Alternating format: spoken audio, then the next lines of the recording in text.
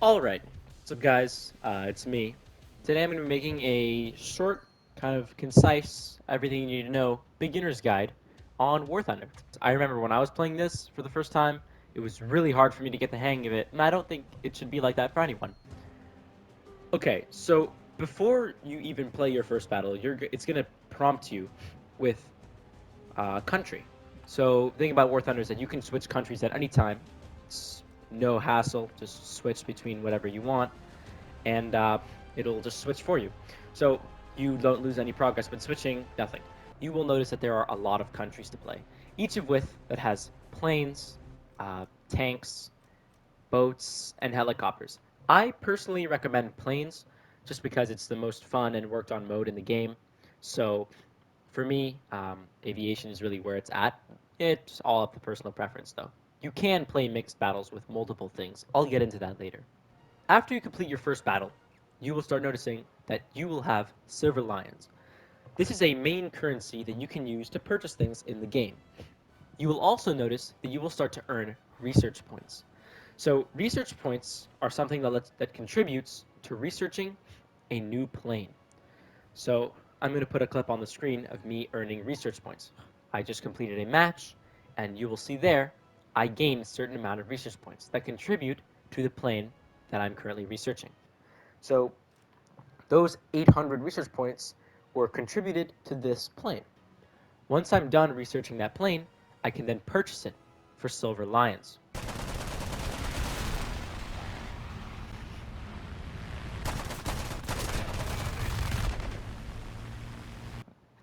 All right, separate from research points and silver lions, you will come across at some point golden eagles, which are, as stated here, the premium currency. So with golden eagles, you can do pretty much anything. You can get convertible RP, which allows you to just research things um, without actually having to play anything. It also allows you to purchase silver lions if you don't have enough, right? And with golden eagles, you can buy premium time. So premium time is just basically a moment where you just get a bunch of boosts for as long as you pay for. So if you buy it for a week, then you get these boosts for a week, which is really good. It helps with progression. Another good use of golden eagles would be to buy talismans. So if we look here at my Spitfire Mark V on its modifications tab, we can see it has a talisman equipped. So what a talisman does is that it gives you another 100% RP, so effectively doubling the amount of research points you get against other players. You can buy talismans on really any plane if you play it a lot or if you really want one, and they cost golden eagles. So any of these planes, if you really enjoy playing one and you think you're going to be playing it for a while, I would recommend getting a talisman on it. Though, please do this sparingly. They are kind of expensive later on, and the costs do stack up. How this game's progression system works. So every kind of branch, military branch, consists of a tech tree. This is an example of a tech tree. This is the English tech tree. You will also notice when looking at a tech tree that planes have this little number next to their classification. This is called a battle rating. Battle ratings start at 1 and currently go up to 12.7 with the highest ones. In a match, the maximum enemy plane you'll be facing is going to be 1 battle rating above yours, and the minimum 1 battle rating under. This plane at 2.0 can face planes at 1.0, such as this, or can face planes at 3.0, such as this, and things in between. The battle rating also determines how advanced you are in the tree. So the highest planes have the higher battle ratings. In a tree, you will always start with a reserve plane. Reserve is battle rating 1.0. You don't have to research it or purchase it or anything. A reserve plane you will automatically have in your lineup when you start playing that country. Such as when we go to Great Britain, I have a few reserve planes here. Things will get more expensive as you continue down the tree and require more research points to earn, making this game really grindy. Regardless, once you unlock a certain amount from a rank, which is kind of a era, you can then move on to the next rank and then research a certain amount from there. represented by this number, which is how many of one rank you need to start researching the next. You may also notice when looking at a tech tree that there are these little folders. So you can kind of see up here, it looks more like a folder. When you open it, there's another plane inside. This is often an alternate version or very similar version to the plane behind it in the folder, although it won't be necessary for progression, but it will count towards the current vehicles you have in a certain rank. They're often just kind of an upgraded version of a plane, especially because sometimes they're vastly different and have a lot of upgrades to the previous plane in the folder. The next plane in a folder takes considerably less research points to buy, although does not take less silver lions to buy. We can see a great example of the usefulness of folders, even if you're not going to use the next plane, here. So in the German line, I need 3 more vehicles for rank 6 to move on to researching rank 7. I'm going to get the MiG-19S and the F-86K, but do I want to do the entire 135,000 research points for the G91, or should I just get the next 94,000 for the CL-13? I'm saving a considerable amount of grinding by just getting the next plane in the folder. So you can see here, they're pretty similar planes, but they have vastly different battle rating. You can also see this with the BF-109 and the ME-262. There can be a lot of planes in a folder, and it's always a good idea to kind of look at them and see if you really want them. Fun fact, there's only one folder premium in the game, which is the F-89D. Has rockets on the wings instead of guns anywhere on the plane. Just a little fun fact for you. In some tech trees, you will also see a separate line.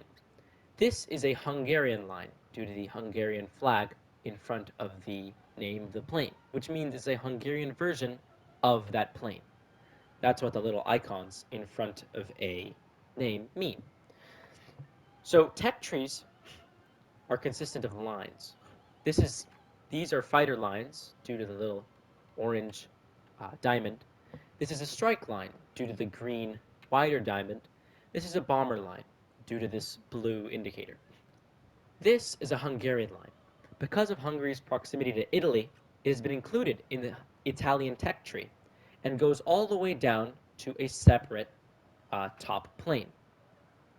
So even though the rest of this might be Italian or have some other planes from other countries that the Italians had at some point, this line is reserved for Hungarian aircraft, even if they're in the Italian tree.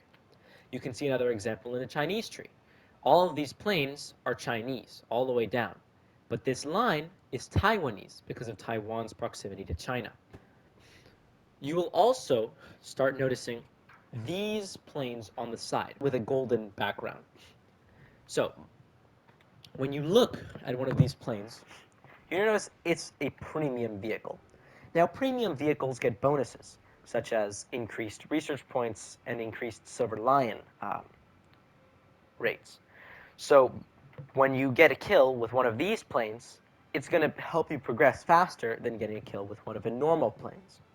Premium vehicles are often kind of one-off vehicles that this country had for a certain amount of time or acquired at some point.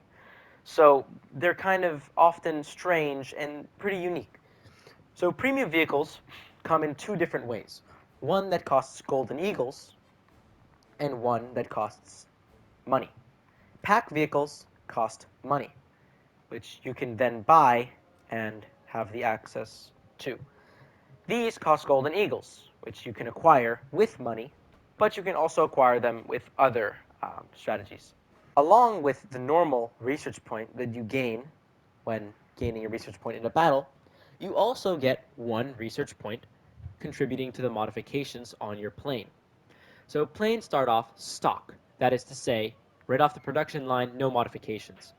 Once you finish researching the modifications, which you don't have to do anything extra for, they automatically get researched the more you use the plane, you can then purchase them, making your plane better. You can see here, this is what a radiator does.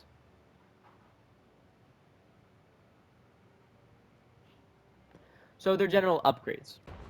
You may also notice that after researching an entire horizontal line of modifications, you'll receive a research bonus, which contributes to the plane you're currently researching. Once you're done completing the modifications on a plane, the plane has this little spade icon in the background, which shows that you have completed all the modifications, and now you have a spaded plane, with nothing more to unlock for this plane.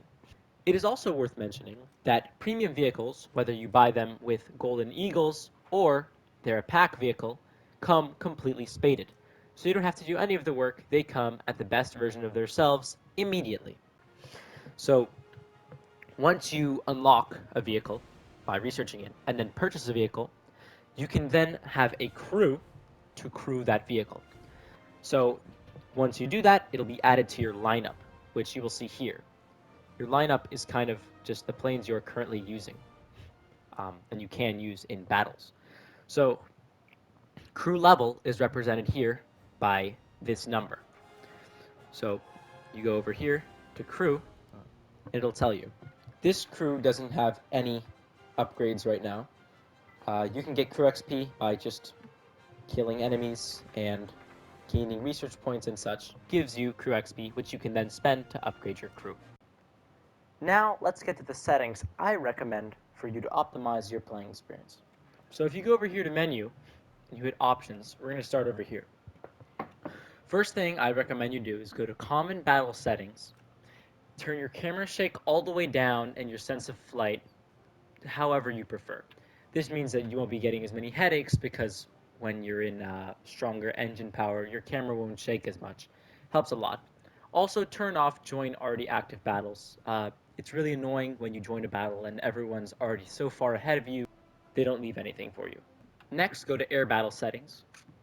You can change all of this if you want. Um, this is all just kind of personal preference. You should also turn off autopilot for gunner. This is really, really annoying because if you're doing something specific, the autopilot will completely ruin it every time you switch to shoot at enemies that are behind you. So do not keep this on. Definitely turn this off. Also, down here where it says use rectangular radar indicator later in the game, once you have a few hundred hours, you'll probably have jets, and those are going to have radars. And using the normal radar is really annoying, so the rectangular indicator definitely helps with this. Next, I recommend changing your crosshair. I personally use this one. You can change it to whatever you like. I think this gives me the best general sense of what to look for, and this just helps me find it. So for airspeed, change it to TAS plus IAS, which gives you just the most accurate representation of your speed possible. Next, I recommend going down to Battle Interface and going over here to Fuel, Ammo, and Temperature indications and turn these all to always. You always want to know these things. It's just a great idea to have these showing all the time so that you know how hot your engine is, how much fuel you have left. You do not want to get jump scared by a 2-minute fuel warning when you're 10 minutes away from your airfield. It doesn't end well. Next, go down to Chat. I think it's always best to have it on all, so you can also see what the enemy team is saying and join in on the fun of chatting. I also don't have chat sensor on. It's just a personal preference. You can turn that off or on, doesn't really matter. Then go down to customization of vehicles and change this to any. This just means that people who are getting skins off of War Thunder Live, which is where you get custom skins off of, will be able to show those skins to you. A lot of these skins are really cool, and hey, maybe you end up liking one of them and you go track it down. But it's always just a good idea to see what other people have, unless you just go for historical accuracy and you don't want any custom skins. Next, go to sound. Over here, you should turn your music volume all the way down. I personally love having music like in the game, but only my own music. The normal music is kind of like calm, not as fun. I personally love just listening to my own Spotify playlists while playing, and this gets in the way. So if you like listening to music, turn this off. All right, the next and last thing I'm going to cover in this video are controls. So I play on controller, so what I'm doing might be very different for a lot of PC players or mouse and keyboard players. I am still going to give you a quick flash of all my settings after this. There are two main things you have to do if you want to enjoy playing this game. First of all, in movement, hold throttle for War Emergency Power. War Emergency Power is basically an afterburner on jets, and it's just kind of extra power for your engine. So once you hit 100%, that's what's like the normal engine power. If you're in a sticky situation, or you just really need energy, which I always basically have this on, it's just it damages some planes' engines and your stuff can overheat. So it's a good idea to always monitor it. I turn this off. It gets really annoying to always have to hold forward. So just don't. So you don't have to do that anymore. Second of all, the most important thing I think you should do at any given time, go down an instructor, these four. These will kill you, especially the first one.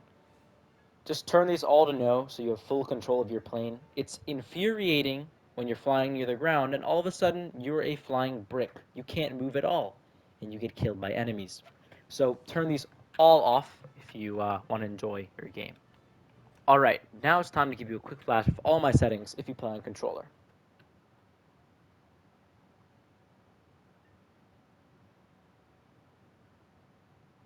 Alright, I think that'll be all for today. Thank you so much for watching this video, and stay tuned for part 2, where I speak about which nation you should try picking, and which one might be for you.